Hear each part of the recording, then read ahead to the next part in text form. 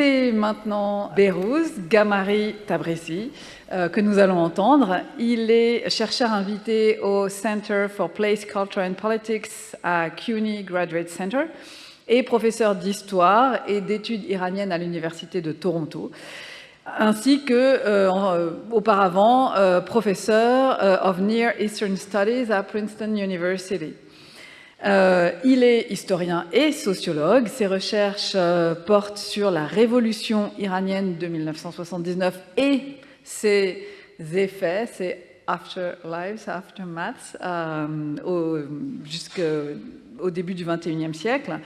Il a notamment publié 3 livres sur la révolution iranienne et ses effets. Islam and Dissent in Post-Revolutionary Iran, 2008. Je dirais aussi The Long War on Iran, New Events and Old Questions, mais ce qui justifie sa présence aujourd'hui est un autre livre intitulé Foucault en Iran, Foucault in Iran, Islamic Revolution and the Enlightenment, paru en 2016, et the floor is yours.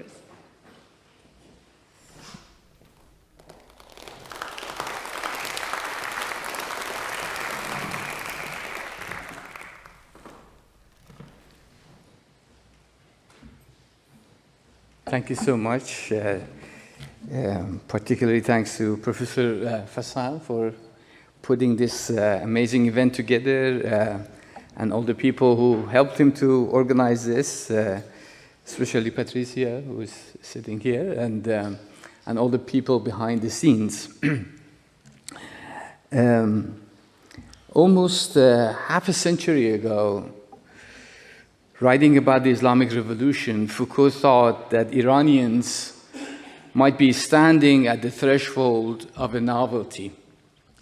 Today, with the American and Israeli illegal war of aggression on Iran, we can ask the same question: does the world stand at the threshold of a novelty? Are we witnessing the beginning of the collapse of American empire, wishful thinking, and the end of the post-Cold War unipolar world order? 50 years ago, Foucault saw an insurgent temporality in the Islamic Revolution in Iran, and transformative force of which continues today to reshape the existing world order. In a true Foucauldian sense, no one knows towards which direction this transformation is heading. But what is clear today is that at the end of this long war on Iran, we will face a different map of the region, the reverberations of which will be felt globally. In this presentation, I would like to discuss how Foucault turned his reports on the revolution into a commentary on the philosophy of history, and suggest that his encounter with the revolutionary movement in Iran shifted the central predicament of his philosophy from the operations of power to his later works on the question of the subject. The questions of subject, truth, and the practice of parrhesia delivered here at the Collège de France and UC Berkeley right before his passing. Foucault was deeply, as Bernard talked about it this morning, engaged with the prisoners' rights movement. In 1977, 2 French lawyers who were involved in the Iranian exilic politics brought the issues of Iranian political prisoners to his attention. He also followed the news about the Iranian Writers Association's plan to have 10 nights of poetry reading at Goethe Institute in Tehran in October of 1977. He joined a group of influential French intellectuals and signed an open letter in support of the association. His growing interest in the Iranian affairs coincided with his fascination with the idea of philosopher-journalists and the challenging idea of history of writing history of the present. After failing to find any traction with French papers, Foucault approached the Italian daily Corriere della Sera to write and edit a regular feature loosely framed as Michel Foucault Investigates. The original plan was for him to write a series on President Carter's America. However, with his newly acquired awareness of the growing political tension in Iran, in 1978, the revolutionary events in Iran overtook this project. Foucault visited Iran for the first time at the end of the summer of 1978, and for the second time just a few weeks later in the fall of the same year. Incidentally, I became aware of Foucault's writings on the Iranian Revolution by bumping into a Farsi translation of his writings of Iranian Revolution in a small book called Iran, the Spirit of the Spiritless World.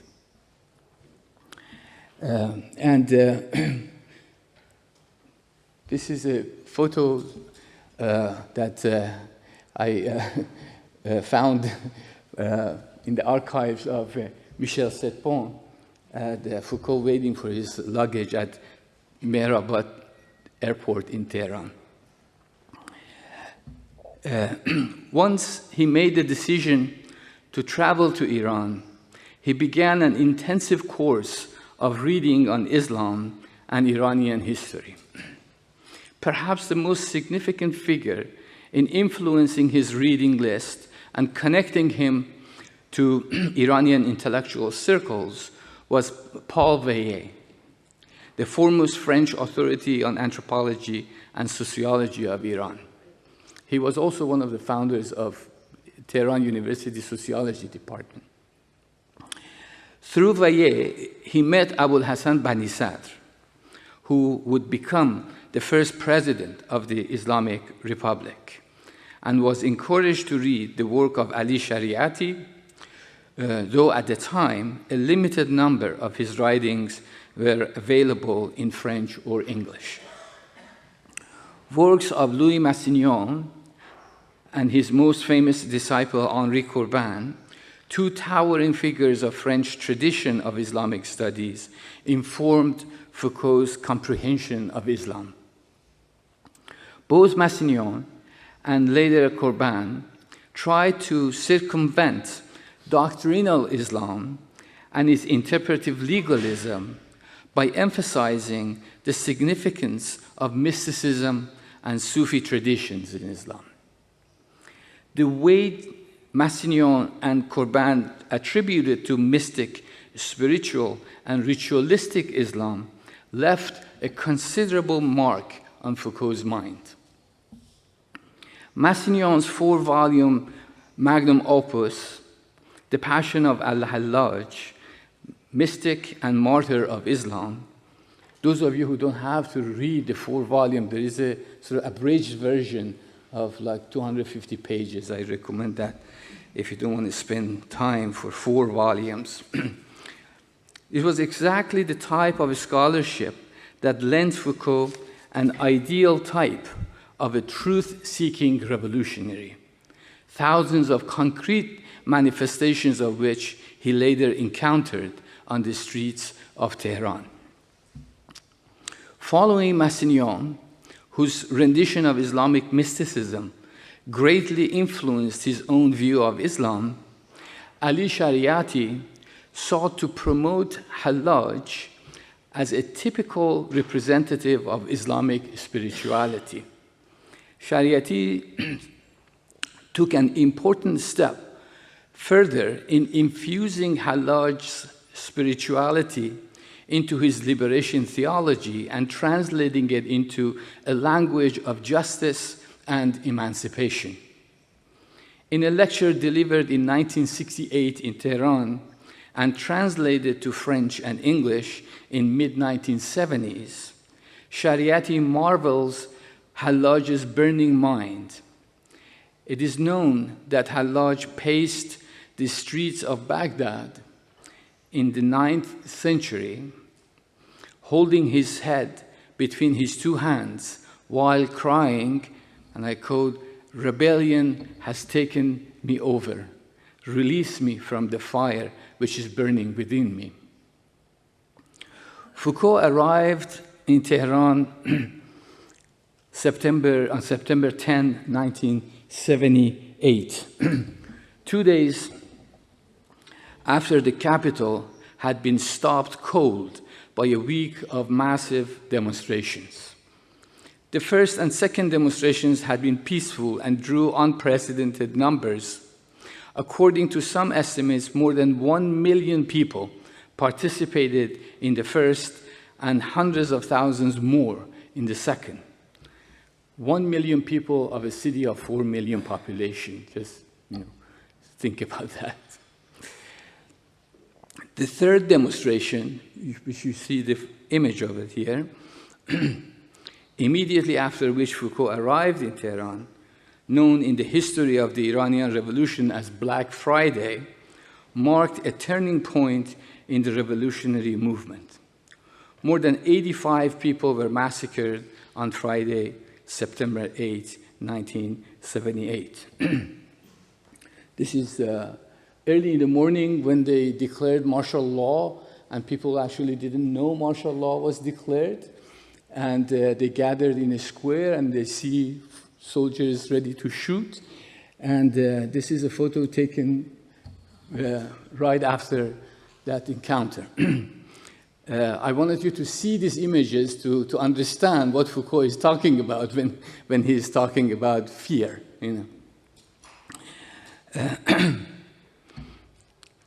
The French philosopher revealed his unexpected awe in an interview that was published in March 1979. And I quote Foucault here.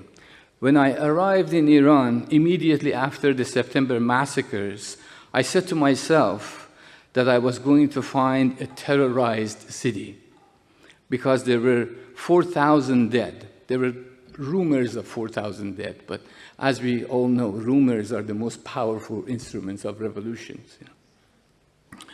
Now, I can't say that I found happy people, but there was an absence of fear and an intensity of courage, or rather the intensity that people were capable of when danger, though still not removed, had already been transcended. Commenting on the unprecedented presence of the masses on the streets, Foucault described how in Tehran he witnessed a concrete manifestation of an old abstract concept in French philosophy. Incidentally, both times that Foucault visited Iran, once in September, once in November, happened right after a massacre. The second one in November happened in front of Tehran University. If the photo here was a little bit wider, you could have seen me standing there, but you can't see me there, thank God. This was also in November, and only 3 days later, Foucault went to Iran, again seeing these scenes of massacre. This is a very famous photo that appeared on the front pages of a newspaper at the time, under which it had said, "Soldiers don't shoot." So a concrete example in French political philosophy, and Foucault says, and I quote, "Among the things that characterizes the revolutionary event, there is the fact that it has brought out, and a few people in history have had this, an absolutely collective will. The collective will is a political myth with which jurists and philosophers try to analyze or justify institutions. It's a theoretical tool. Nobody has ever seen collective will. And personally, I thought that the collective will was like God, like the soul, something one would never encounter. I don't know whether you agree with me, but we met in Tehran and throughout Iran the collective will of a people. He turned the transformative moment he experienced during the Iranian Revolution into a reflection and commentary on history. It is not far-fetched to think that he regarded himself as one of those new men that the revolution created on the streets of Tehran. He also turned the courage and the absence of fear he encountered in Tehran into an impetus and a possibility of seeing the world outside the dominant progressive narratives of the march of history. What distinguished Foucault's writing on the Iranian Revolution may be summarized in three following points. One, teleological history. Foucault defined history as a way of reinventing the present moment. This, he believed, was the distinct strength of the revolution.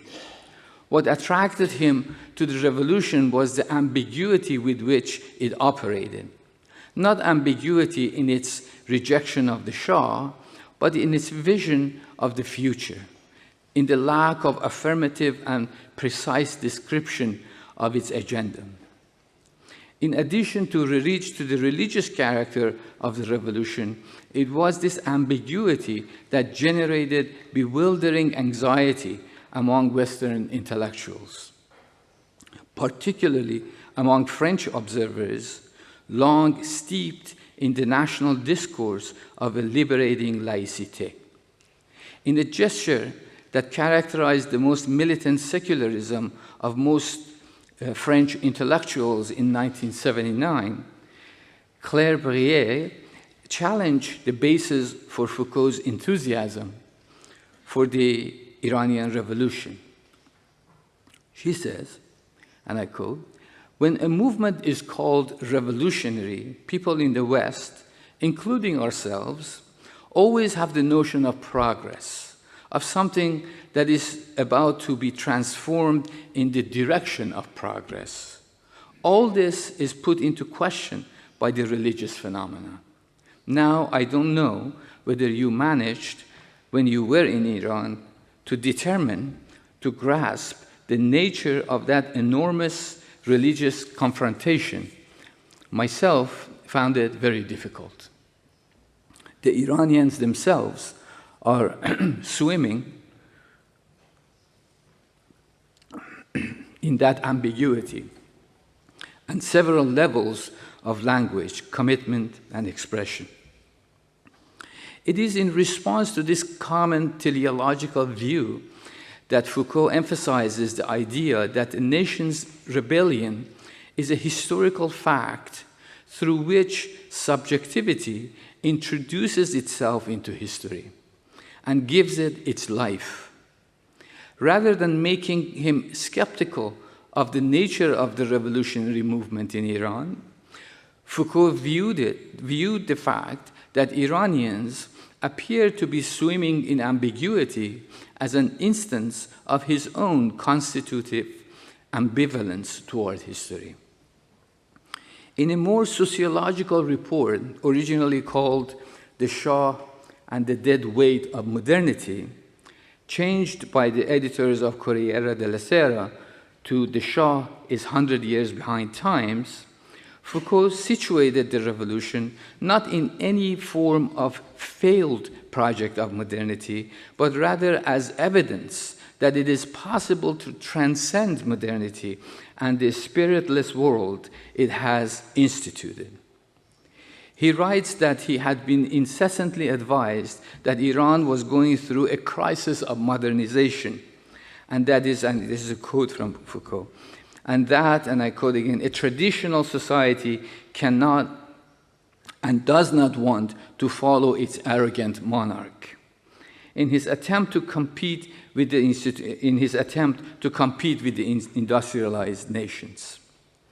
The revolutionary events did not signify a shrinking back in the face of modernization by extremely retrograde elements to which some commentators referred to as archaic fascism. Archaic fascism was a term that Maxime Rodinson coined for identifying the Iranian Revolution. For him, archaic was modernization itself. For Foucault, archaic was modernization itself, not the religious mode of revolutionary expression. I quote Foucault here. What is old here in Iran is the Shah. He is 50 years old and 100 years behind the times. He is of the age of the predatory monarchs. He has the old-fashioned dream of opening his country through secularization and industrialization. Today, it is his project of modernization, his despotic weapons, and his system of corruption that are archaic. It is the regime that is the archaism.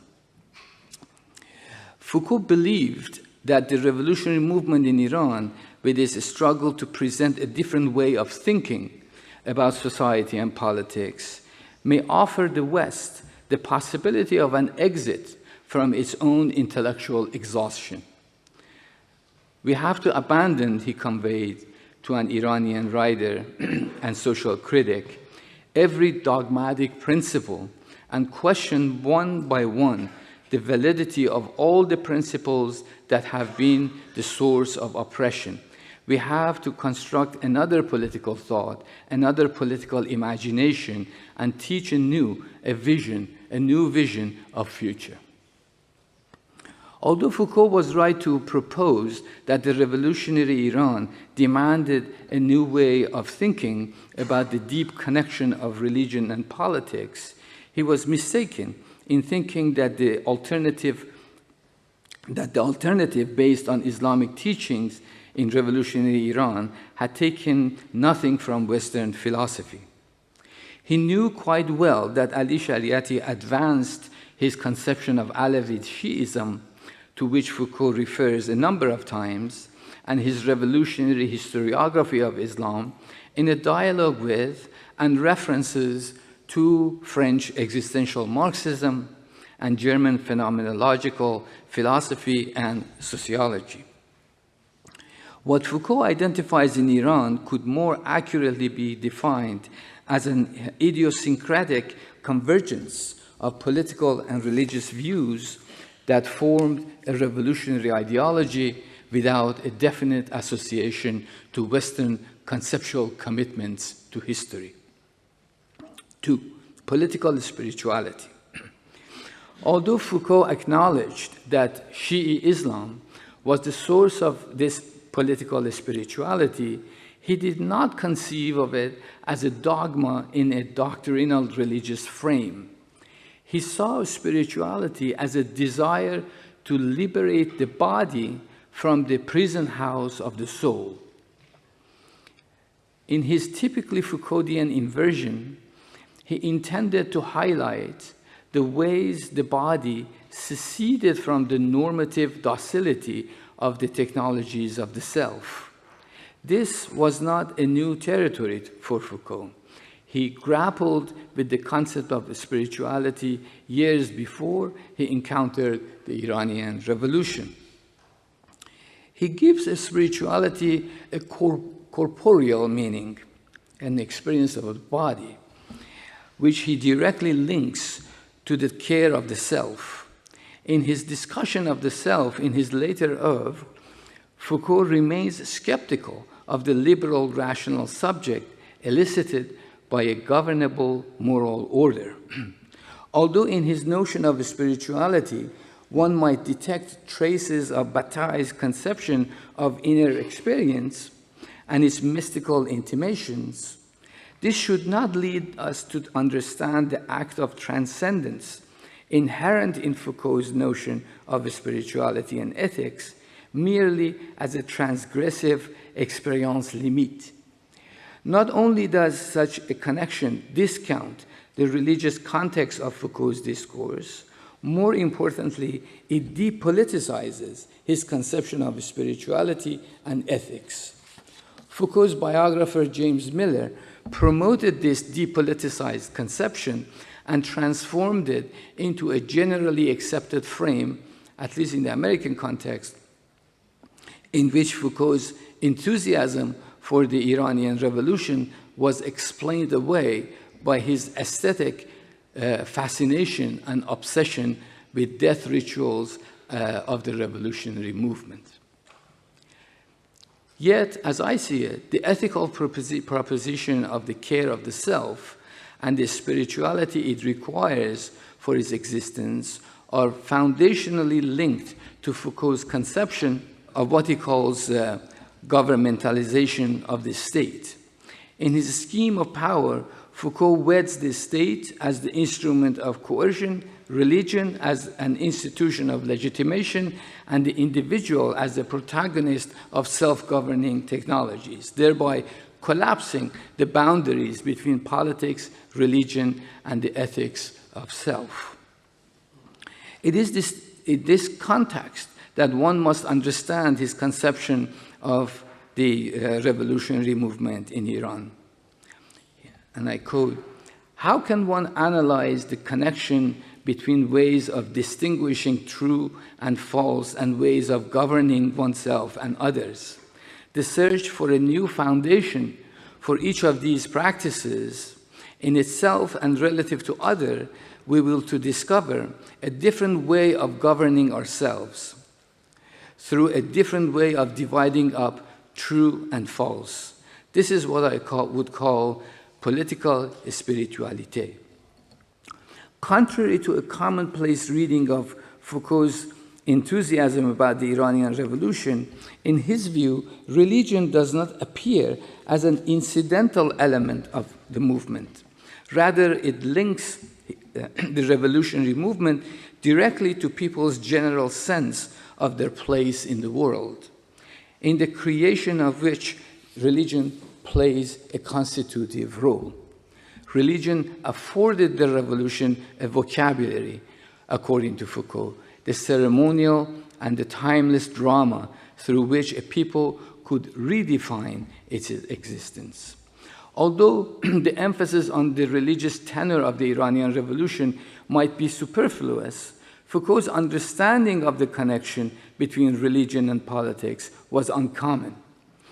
In contrast to the skepticism of his early critics and the warnings of those whom he thought were stricken by, and I quote Foucault here, excessive Westernness, he objected to the argument that the role of religion in Iran was merely to provide a doctrinal platform for revolutionary intentions. The connection he sought to explore was not between religious dogma and governance. On more than one occasion, Foucault acknowledges that, and I quote, "the mullahs are not at all revolutionary, even in its populist sense of the term."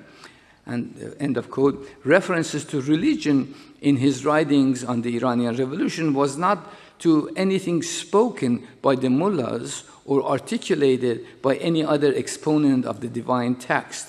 According to Foucault, writing on October 8, 1978, religion constituted a force that perpetuated the hermeneutics of the subject on the streets of revolutionary Iran.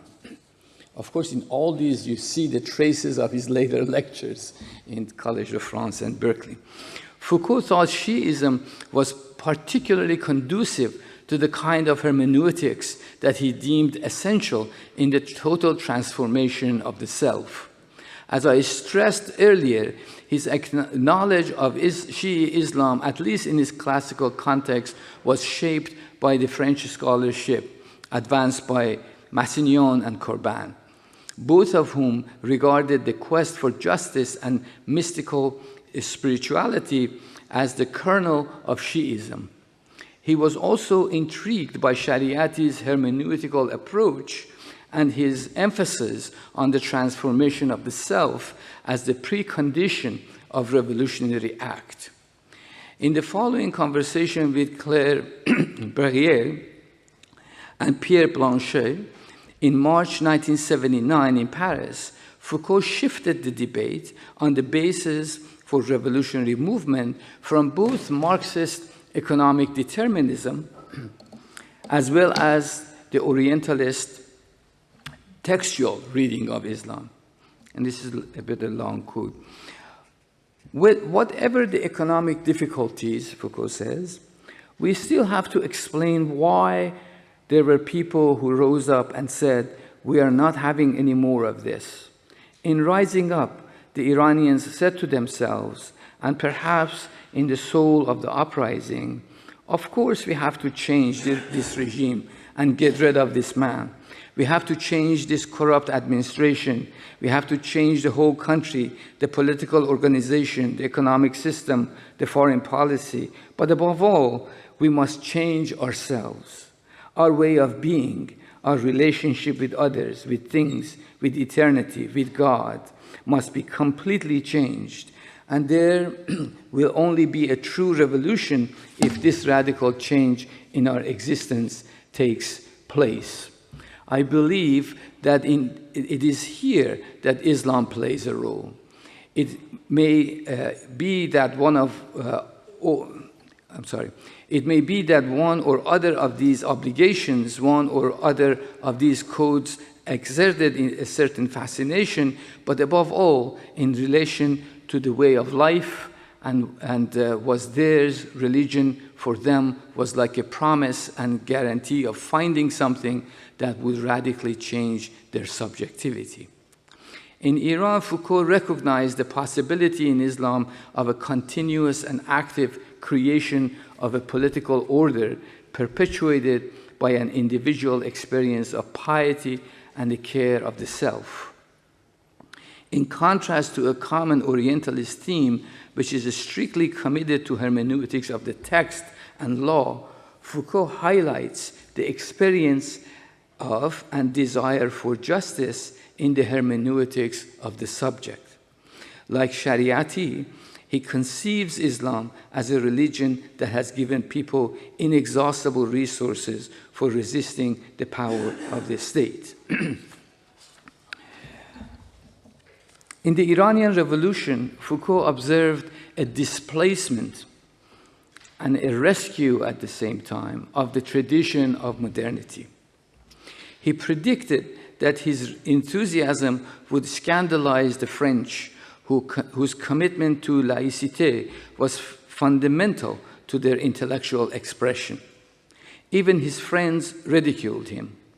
One of them, Claude Mauriac, who had been influenced by Foucault and Gilles Deleuze in the early 1970s to retreat from his earlier Gaullist politics, recalled a private conversation on November 23, 1978, in which he expressed reservations to Foucault about his support of a political spirituality.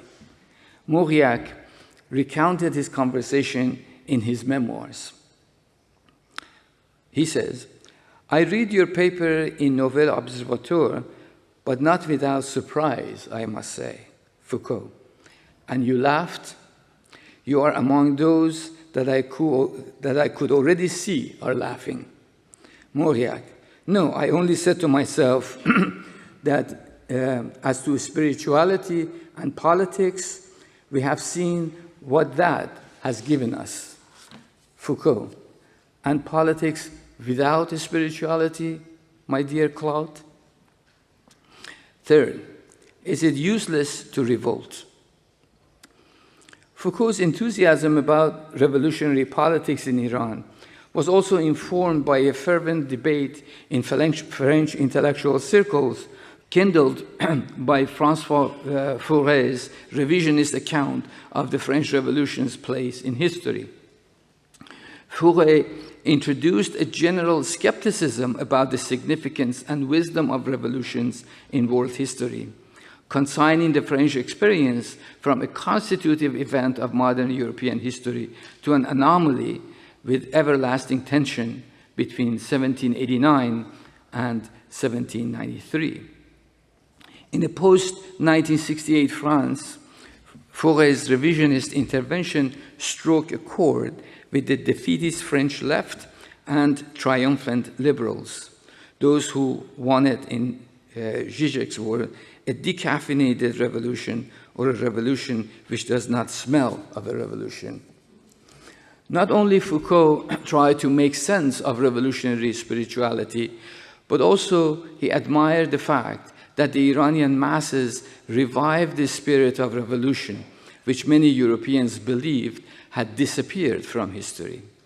By locating the spirit of the revolution in Iran, Foucault inverted another central element of Orientalism, that is, that of unchanging essence of Muslim societies.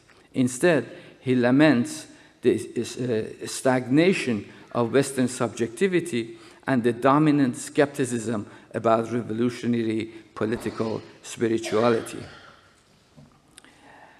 How far do we want to generalize from Foucault's journalism?